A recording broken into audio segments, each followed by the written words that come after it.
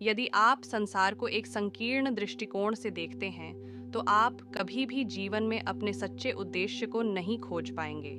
जीवन केवल वह नहीं है जिसे हम अपनी सीमित दृष्टि की सीमा के भीतर देख सकते हैं। हम चीज़ों को एक सीमित परिप्रेक्ष्य से देखने की आदत विकसित करते हैं, लेकिन जब हम इस सीमित दृष्टिकोण को तुच्छ और व्यर्थ की चीज़ों पर लागू करते हैं, तो हम कम सक्रिय और चिंतित होने की संभावना अधिक रखते हैं। हमें चीज़ों को एक व्यापक परिप्रेक्ष्य से देखने की ज़रूरत है, न कि व्यक्तिगत लाभ या किसी और के लाभ के दृष्टिकोण से।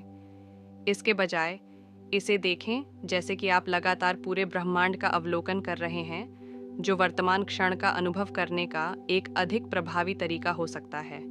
जब आप इसके बारे में जागरूक हो जाते हैं, तो आप अपनी स्वयं की प्रतिक्रियाओं पर नियंत्रण प्राप्त कर सकते हैं। एक बार बुद्ध अपने शिष्यों को सिखा रहे थे कि हमें दूसरों की मदद करने के लिए हमेशा तैयार रहना चाहिए। तभी उन्होंने देखा कि एक शिष्य दूसरे शिष्य की मदद कर रहा है। बुद्ध ने उस शिष्य को बुलाया और उसे मदद करने से मना कर दिया। शिष्य ने पूछा, गुरुदेव, आप मुझे मदद करने से क्यों मना कर रहे हैं? वह व्यक्ति वास्तव में मेरी मदद करना चाहता है। बुद्ध ने कहा, सुनो, मैं तुम्हें एक कहानी सुनाता हूँ। एक बार की बात है, एक किसान था। वह बहुत गरीब था। उसके पास एक छोटा सा खेत था और उसमें कुछ ही जानवर थे, लेकिन वह हमेशा खुश रहता था। वह अपने खेत में काम करता था, अपने जानवरों की देखभाल करता था और अपने परिवार के साथ समय बिताता था। एक दिन एक अमीर आदमी किसान के खेत के पास से गुजरा।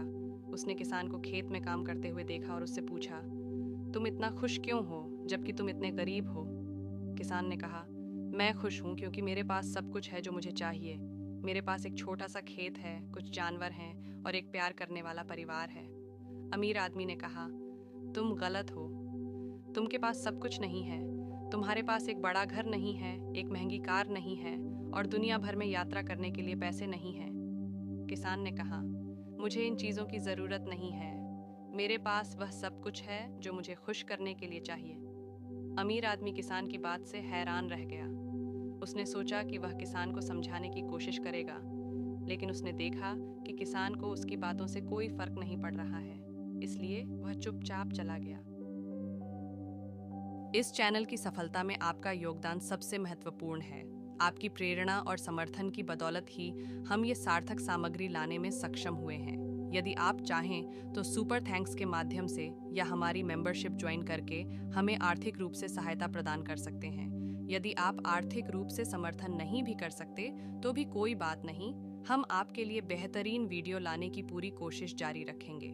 आपका हर योगदान हमें और भी बेहतरीन वीडियो बनाने के लिए प्रेरित करता है। आप हमारे लिए बहुत ज़रूरी हैं और हम आपके आभारी हैं।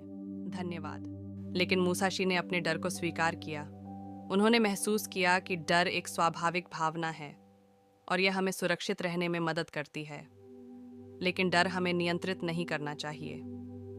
मुसाशी ने अपने डर का सामना करने के लिए कड़ी मेहनत की।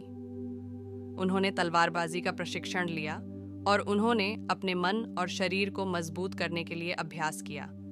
वे अपने डर से जीतने के लिए दृढ़ थे। समय के साथ मुसाशी ने अपने डर को काबू करना सीख लिया। वे एक निडर योद्धा बन गए जो किसी भी चुनौती का सामना करने के लिए तैयार थे। हम सभी मुसाशी की तरह अपने डर का सामना कर सकते हैं। हमें अपने डर को स्वीकार करने और उनका सामना करने के लिए तैयार होने की ज़रूरत है।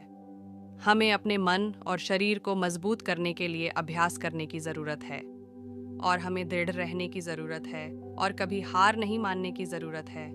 डर एक प्राकृतिक भावना है, लेकिन हमें अपने डर पर काबू पाने के लिए कड़ी मेहनत करनी चाहिए।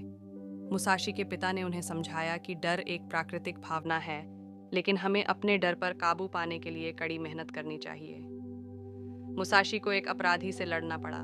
वह डर गया था, लेकिन वह हार मानने वाले नहीं थे। मुसाशी ने अपराधी को हरा दिया। वह जीत से खुश था और गर्व महसूस कर रहा था। डर एक प्राकृतिक भावना है, लेकिन हमें अपने डर पर काबू पाने के लिए कड़ी मेहनत करनी चाहिए। अगर हम अपने डर का सामना करते हैं और उन्हें दूर करने के लिए कड़ी मेहनत करते हैं, तो हम अपनी सीमाओं को पार कर सकते हैं। अनुशासन और दृढ़ संकल्प की शक्ति असीम है।